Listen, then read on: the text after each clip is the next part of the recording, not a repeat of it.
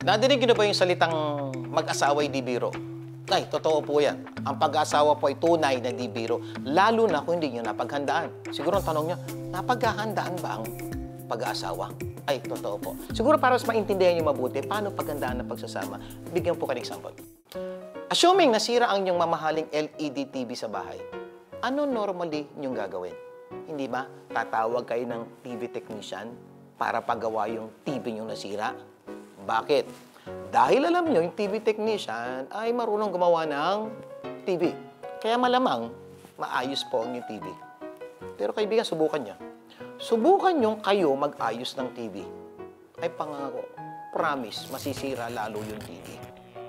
Now, para mas maunawaan niya, bigyan ko ng example kayo. Punta tayo sa inyong pagsasama bilang mag-asawa. Assuming meron kayong problemang madalas yung pag-awayan, at every time pinag-uusapan nyo, pinag-aawayan nyo, ano ang dapat nyo gawin?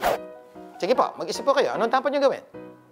Ay, malamang ito sagot nyo. Ito sagot ng maraming participant namin sa seminar. Ay, sir, pag ganyan ang problema na, pinag-uusapan namin. Tama, mali. Sagot ko, mali. Sir, bakit? Ang dalas yun ang pinag-usapan niya, hindi ba nag-aaway lang kayo? So, ibig sabihin, pag pinag-usapan nyo uli, mag-aaway uli kayo. Siguro tanong nyo, sir, ano ang dapat kong gawin? Simple lang. Tumawag ka ng marriage technician. Siguro tanong nyo, meron bang marriage technician? Meron po.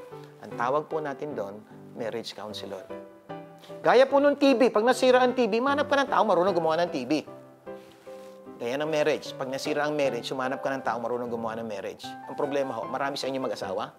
Sinusubukan nyo solusyonan yung problemang hindi nyo alam solusyonan. Ito ang problema, nanghuhula kayo. At habang nanghuhula kayo, patuloy nyo sinisira at sinasaktan ng bawat isa. Alam niyo ba, kaibigan, kung may asawa ka, bahala kong mag-asawa, halos lahat ng problema mag-asawang dinadanas mo ngayon, napagdanasan na ng ibang tao o napagdanasan na ng ibang mag-asawa. Ang kailangan mo na lang gawin, itanong sa kanila. Dahil sila, alam na nila yung solusyon. Ano ang solusyon sa simple mong problema? Ang problema ho, marami sa atin, ayaw magtanong. And when we don't ask, we will not receive.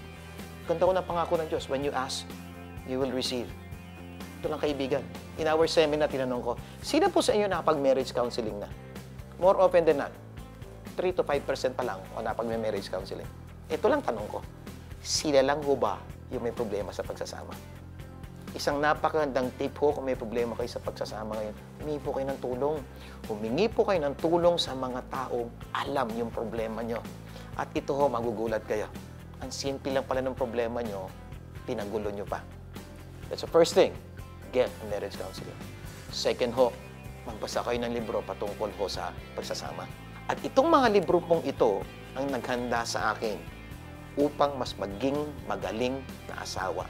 Maghanap ng libro, maghanap ng counselor upang tulungan kayo maging mas maganda ang inyong relasyon. Dahil ang alam ko po, gusto ng Diyos umayos ang inyong pagsasama.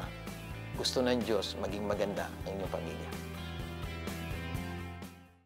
Kailan pa po kayo hiwalay ng asawa niyo, Ate Mila? Ano sa tingin mong sinasabi sa'yo ni God? Do you believe God for provision? May I pray for you? Kumusta ka na?